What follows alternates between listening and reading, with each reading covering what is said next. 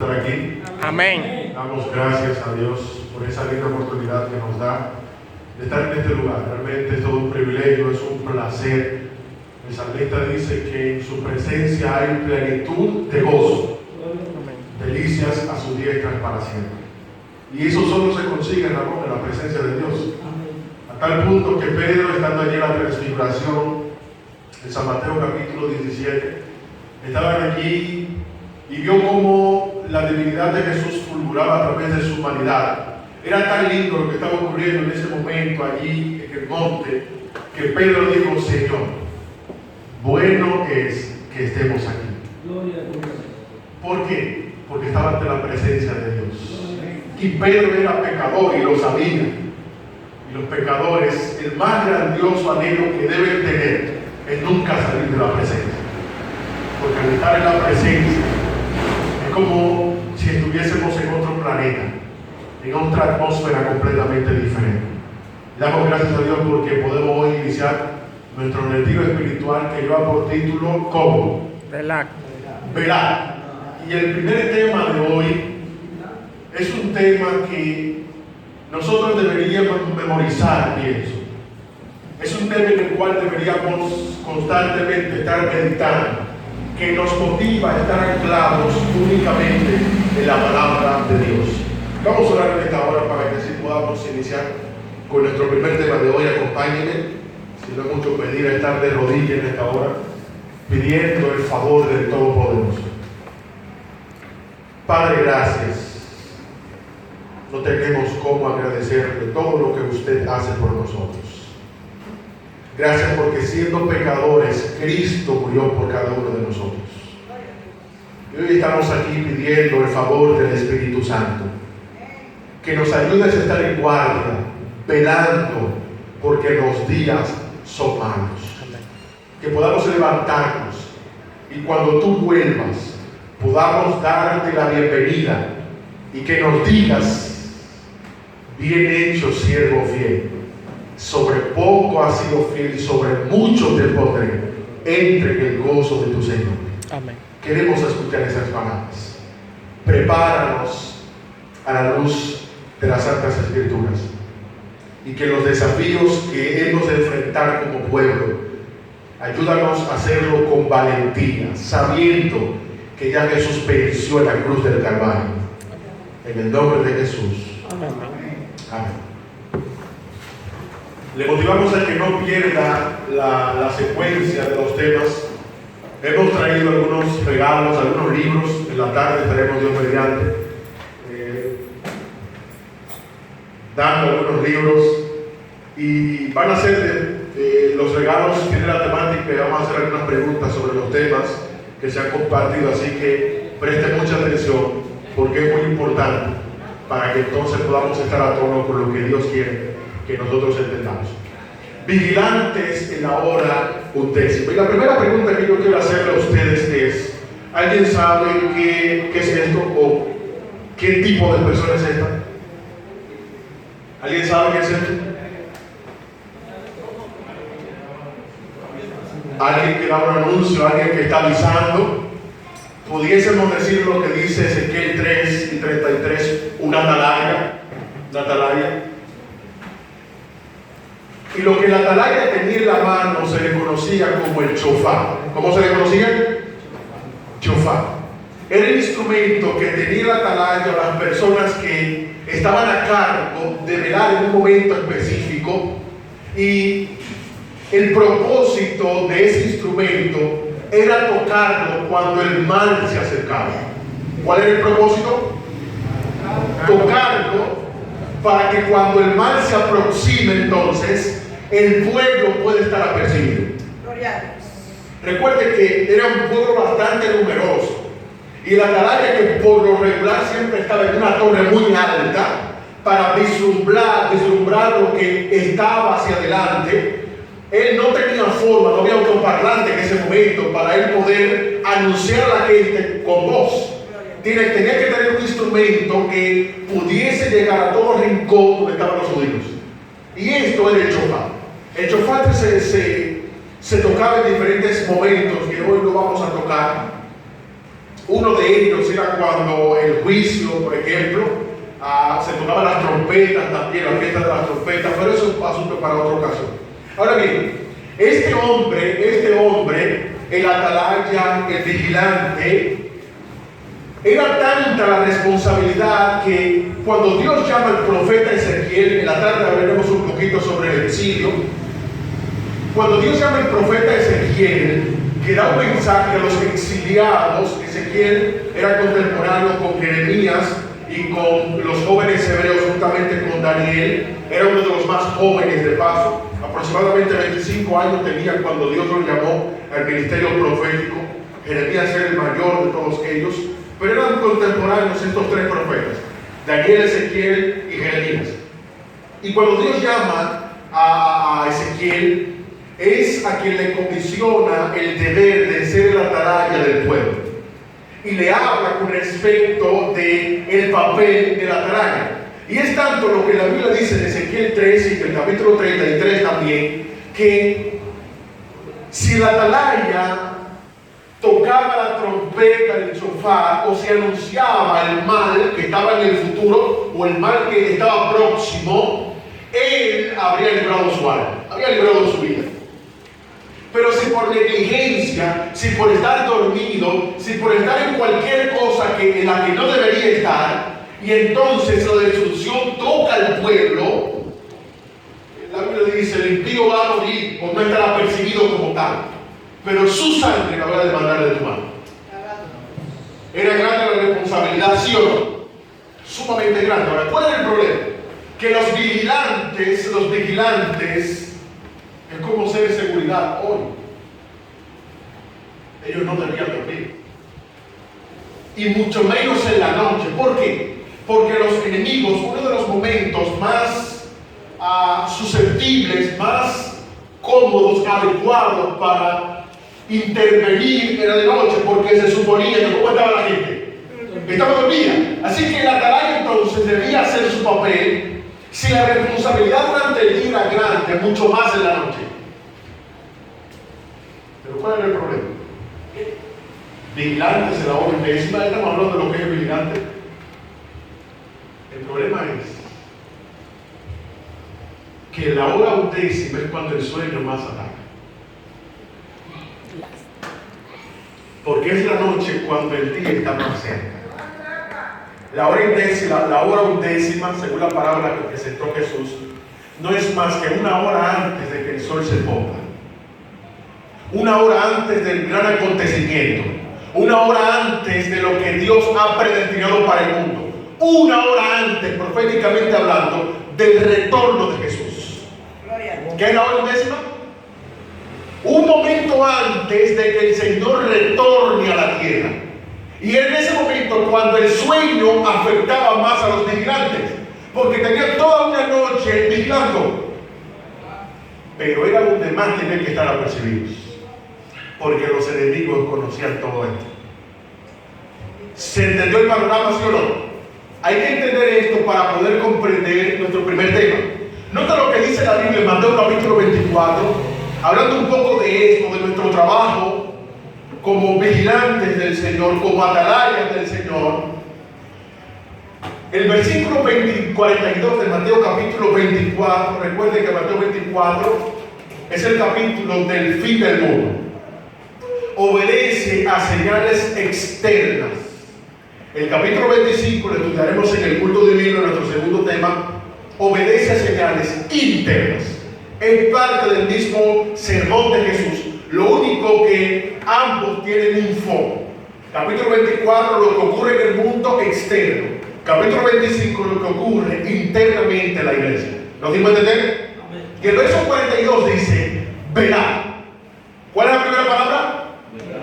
Verá. En el capítulo 24, los discípulos estaban preocupados por el cuándo. El verso 3 dice que ellos se reúnen. Los que se habían reunido aparte le preguntan: Señor, dinos, tres preguntas en una. ¿Cuándo serán estas cosas? Número 2, ¿qué señal habrá de tu venida? Y número 3, y del fin del mundo. Ellos quieren saber cuándo Jesús volvería a la tierra. Y el verso 4 Jesús no dirige una señal.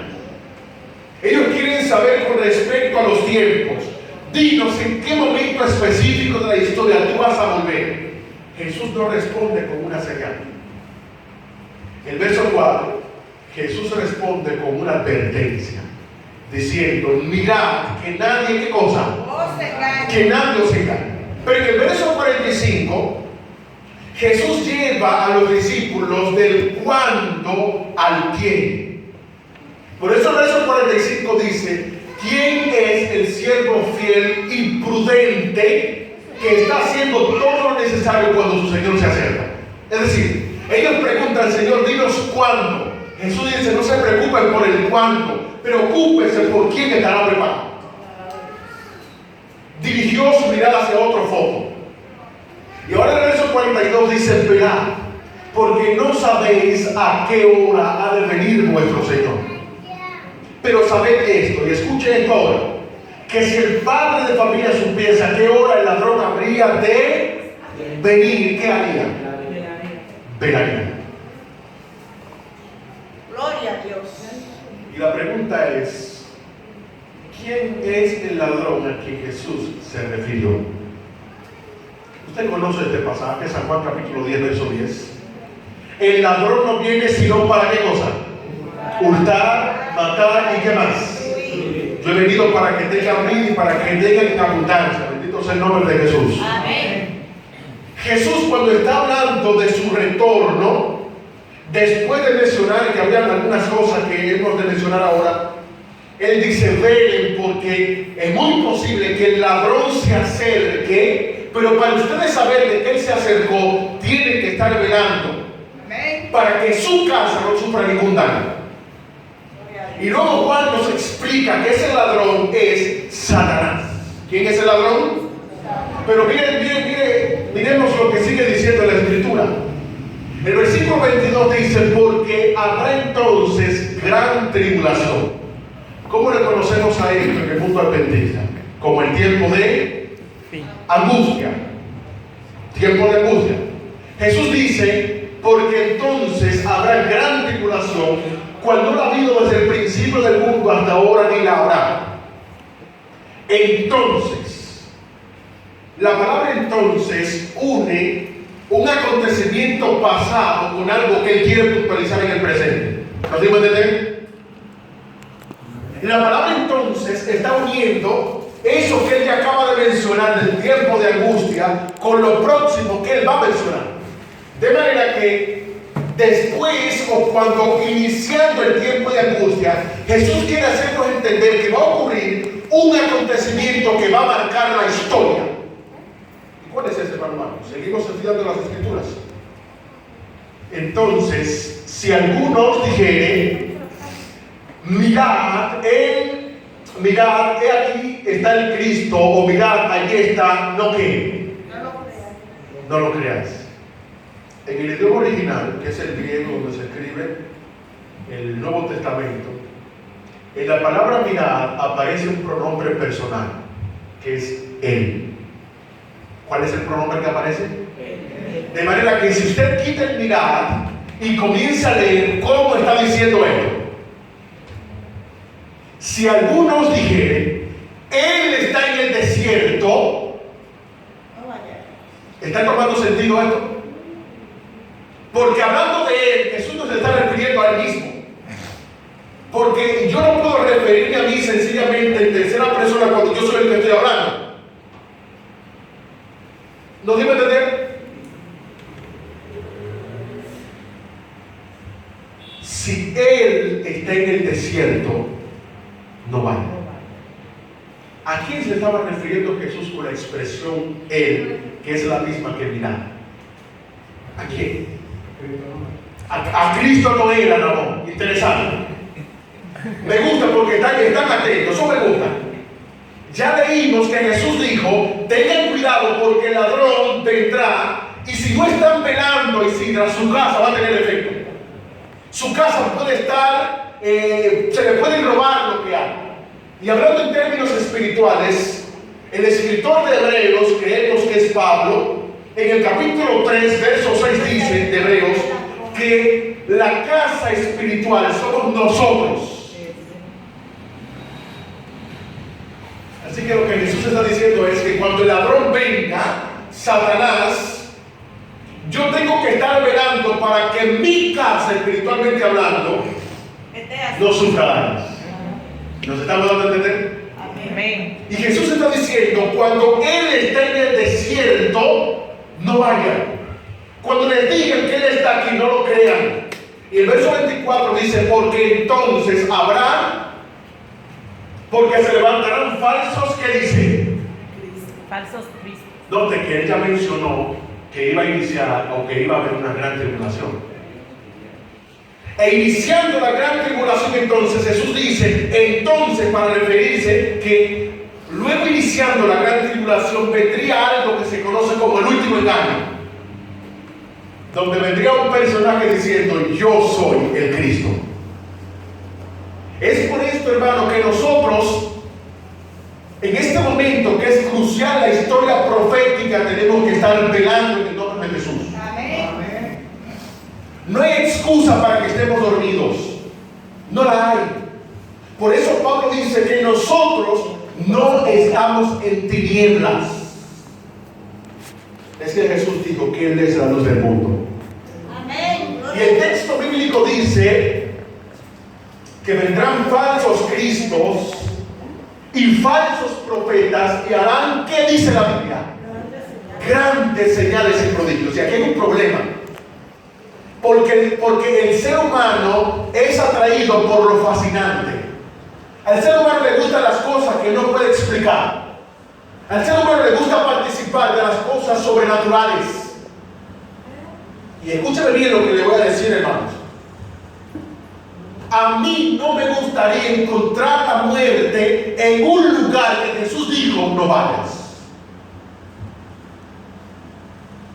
Y cuando aparezca este personaje, yendo a ciertos lugares, todas las cadenas noticieras allá, un asunto transmitido, imagínense, con el impacto que tienen las redes sociales hoy, un asunto transmitido por todas las redes sociales a vida y por haber. Y que a alguno de nosotros se nos ocurra ir a un lugar como ese a ver, yo sé que es Satanás, pero déjame ir para yo ver. Bueno, Hay que tener cuidado, pero porque usted no sabe cómo va a reaccionar su sistema nervioso.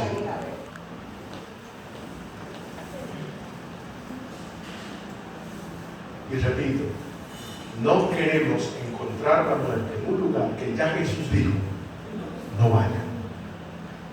Usted sabe cuál es lo triste de esto, que aunque Jesús dijo no vaya, lamentablemente habrá mucha gente que vaya, porque nos gustan las cosas que no podemos explicar. Y Jesús dijo que se levantarían falsos cristos haciendo grandes señales y prodigios. No quiero abundar mucho en esto porque entonces el tiempo se nos va a ir. Hoy en día, por ejemplo, usted encuentra personas, pienso que sinceras, me gusta creer que son sinceras, que le dan un tono de secreto al retorno de Jesús. ¿Y sabe qué es lo triste con eso? Que cuando yo digo que Jesús vendrá de forma secreta, estoy confundiendo el retorno de Jesús con la venida de Satanás. Porque la única venida que será secreta no es la de Jesús, sino la de Satanás. ¿Lo digo a entender? Si alguien vendrá en secreto, no es Jesús, es Satanás. El verso 27 dice, porque como relámpago. El relámpago tiene dos características. Número uno, que es completamente visible, que nadie tiene que decirle a usted, mira un relámpago, nadie tiene que decírselo. Y número dos, que es audible, porque después del relámpago, ¿qué usted espera? De manera que con esta expresión Jesús está diciendo que su regreso tendrá dos características: será completamente visible y completamente audible. Pero no así con la venida de Satanás, porque menciona el desierto y menciona la cámara. El desierto es un lugar secreto, porque no todo el mundo tiene acceso al desierto. ¿O sí? ¿Cuántos han ido al desierto? No todo el mundo va al desierto. Es un lugar un tanto secreto. Pero la cámara es un lugar más privado ahora, que no todo el mundo tampoco tiene acceso. Porque a mi habitación, por ejemplo, cualquier persona que visite, ¿verdad? Que no puede, ¿verdad? Que no debería, más bien. Y esto se aplica a muchas personas, denominaciones hoy, que creen que Jesús vino, que hace rato está en nuestro medio, pero que solo quienes tienen ojos espirituales logran verlo. ¿Y sabe qué? Eso ocurrió después de 1844. Después del chasco, surgieron 3 grupos. ¿Cuántos grupos? Pero ese chisme puede ser para otro caso. 3 grupos. Y de uno de ellos nació la Iglesia Adventista del Séptimo Día. Pero fueron 3. Y Jesús dice, cuando le digan que Él está en el desierto, no vayan, no crean. Y ahora el versículo 4, si vamos hacia atrás, Jesús dijo, miren que nadie les cree. Y cuando está terminando, hablando de Mateo capítulo 24, me gusta porque hay un cambio interesante. Desde que Él inicia a hablar, Él dice, mediante los acontecimientos que están ocurriendo, vayan preparándose. Pero cuando está ahí ya lo último, Jesús nos dice, vayan preparándose. Dice el versículo 44, están preparados. Y hay mucha gente que lamentablemente está esperando ciertos acontecimientos para prepararse. Cuidado, hermano. Mucho cuidado. Jesús dijo, estén preparados cuando todas estas cosas alcancen su clímax. Deben estar listos ya. Cuidado. Y esto mismo que aparece en Mateo, ahora Pablo lo utiliza, ahora hablando de los colosenses, en el capítulo 2, verso 8, y allí no aparece el mismo pronombre personal. Dice el versículo 8, mirad que nadie los que. ¿Quién dijo eso ya? Ya lo dijo Jesús en el capítulo 24 de Mateo. Y Pablo se está haciendo eco de las palabras de Cristo. Y Pablo dice, mirad que nadie les engañe por medio de filosofías. Vivimos en un tiempo filosófico, ¿sí o no? Filósofos en la historia, y había muchos en el tiempo de Pablo. Cuando Jesús vino a la tierra, hace 100 años, que se habían levantado Sócrates y Platón, los padres de la filosofía, que toman la expresión de Satanás, no moriréis. Y Platón, por ejemplo, decía que el ser humano tiene un alma que sale cuando éste expira. Una teoría griega. Y Pablo dice, tengan cuidado con esas filosofías, tengan cuidado con esas huecas sutilezas que valga la redundancia, Satanás toma esas herramientas, utiliza para sus fines. Y él dice, según las tradiciones de los hombres, conforme a los rudimentos del mundo y no según Cristo. Cuidado con eso. Y ahora yendo a lo que fue nuestra lectura bíblica, dice Pablo en Corintios, segunda carta, capítulo 11, versos 14 y 15, escucha lo siguiente. Y no es maravilla. Pablo inicia el versículo diciendo, no te maravilles con lo que te voy a contar. No te maravilles con los engaños que se aproximan. No te maravilles del personaje que te voy a contar ahora porque él es poderoso. No es maravilla, dice el texto, porque el mismo Satanás, ¿qué hace? Como ángel de luz. Y la luz siempre ha sido una característica, una cualidad divina. De manera que si el texto dice que Él se disfraza como ángel de luz, está diciendo que tomaría esas cualidades divinas con el fin de engañar. No te maravilles, pero no tan solo Satanás, sino que ahora sus ministros, aquellos que le siguen, aquellos que Él puede controlar, dominar, los demonios. Dice el texto, no es extraño si también sus ministros se disfrazan como ministros de justicia. Y escuchen lo que dice la inspiración con respecto a esto. Comentario bíblico adventista, tomo 6, página 1105, 1106. Vendrá haciéndose pasar por Jesucristo. ¿Quién es que vendrá? Satanás. ¿Quién es que vendrá? Haciéndose pasar por quién. Es por esto la razón, es por esto la importancia de estar velando en ese momento de la historia crucial, donde las tinieblas están impactando al mundo de una forma alarmante.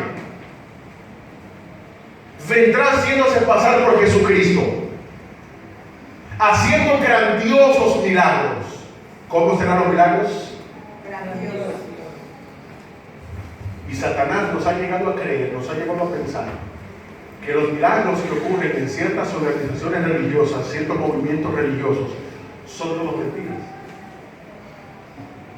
Posiblemente hemos llegado a pensar eso. Sí, pero eso es mentira. Recordemos que Él tiene poder. ¿Qué cosa tiene Él? Haciendo grandiosos milagros. Y los hombres se postrarán y lo adorarán como a Jesucristo. Se nos ordenará adorar a ese ser a quien el mundo glorificará como a Cristo. Y ahora la pregunta, ¿qué haremos? Ahora viene nuestro deber como atalayas, como vigilantes. Nuestro deber como parte del ejército que está marchando hacia el reino de los cielos. ¿Qué haremos? Pregunta ella. Decirles que Cristo nos ha advertido contra un enemigo tal. Por eso en Mateo 24 Jesús dijo en el verso 25, ya os lo he dicho antes. Amén. Para que cuando ocurra nadie alegue ignorancia. Ya Él lo dijo, está escrito. Decirles que Él nos ha advertido que es el peor adversario del hombre y que sin embargo pretende ser Dios, y que cuando Cristo venga hará su aparición con gran poder y gran gloria. Bendito sea el nombre de Jesús. Amén. Así que su venida realmente no tendrá todas las cualidades que va a tener la venida de Cristo, pero si usted no conoce cómo Jesús vendrá, pues entonces será engañado. Y si algo tiene en común, escuchen esto ahora, todas las religiones del mundo, todas, recuerden que el cristianismo es una religión. Dentro del cristianismo hay denominaciones, nosotros somos uno. Cristianismo como tal es una religión. El budaísmo, el judaísmo y todos esos ismos son religiones, y todos ellos tienen en común dos cosas, podemos decir. Número uno, la mayoría de las religiones tienen en común, a excepción de nosotros, la creencia de la inmortalidad del alma. ¿Sí o no? Todas creen en espíritus. Y número dos, en la espera de un maestro, de un profeta que en un momento va a aparecer. Todas.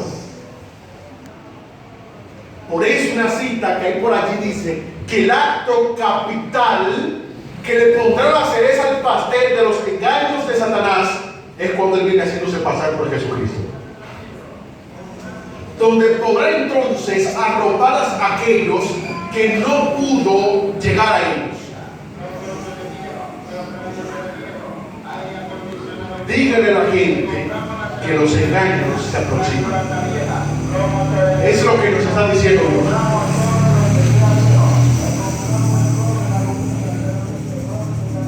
Satanás está decidido a continuar la lucha hasta el fin. Viene como un ángel de luz, afirma que es Cristo y engañará al mundo, pero su triunfo será corto. Gloria al Señor. Amén. ¿Cómo será el triunfo? Ninguna tormenta ni tempestad puede conmover a aquellos cuyos pies están afirmados sobre los principios de la verdad eterna. Gloria a Dios. Jesús dijo, yo soy la verdad. Amén. La verdad no son únicamente es un cuerpo de creencias que usted debe adoptar en su vida. La verdad es Jesús como tal, que usted debe dejar entrar a su vida. Y si estás en Jesús, no serás engañado. Y la Biblia habla, el don profético habla de ese grupo que estará firme cuando todos estos engaños tengan lugar en el mundo. Todo porque en el momento de tranquilidad aprovecharon el tiempo. Podrán resistir en este tiempo de apostasía casi universal. Y entre corchetas le puse allí, es porque estarán completamente sellados. Hay que orar por ese sello, ¿sí o no? Pero miren lo que sigue diciendo las Escrituras. Y hablemos un poco sobre las señales y los prodigios que tendrán lugar en el mundo. Ya Jesús dijo que vendrían falsos profetas, falsos cristos, digo también, haciendo grandes señales y prodigios, y que si fuera posible, engañarían aún a quienes. Él no está diciendo que estos engaños tendrían parte de la vida de los escogidos. Lo que está diciendo es que serían tan grandes que los mismos escogidos pudiesen verse inmiscuidos en estos engaños. Ahora, vea esto conmigo, algo que ocurrió en tiempo de Jesús. Porque Satanás sabe que si algo le da resultado, él no cambia su forma de actuar. Si usted ha tenido 20 años con cualquier práctica y le ha dado resultado, usted la cambia. Usted no puede cambiarla, ¿verdad? Porque es la fórmula del éxito. Le ha dado resultado a Satanás de los engaños. Y vea algo que ocurrió en el tiempo de Jesús. Satanás no es tonto, hermanos. Y sabía que Jesús estaba a punto de morir ya. Y levantó a alguien. Mateo capítulo 27 dice: pero los principales sacerdotes y los ancianos persuadieron a la multitud que pidiese a Barrabás. Y la pregunta es, ¿por qué Marcos se le coloca a Jesús entre corchete y a Barrabás? La tradición judía dice que el nombre de Barrabás no era Barrabás solamente, era Jesús Barrabás. ¿Cómo se llamaba?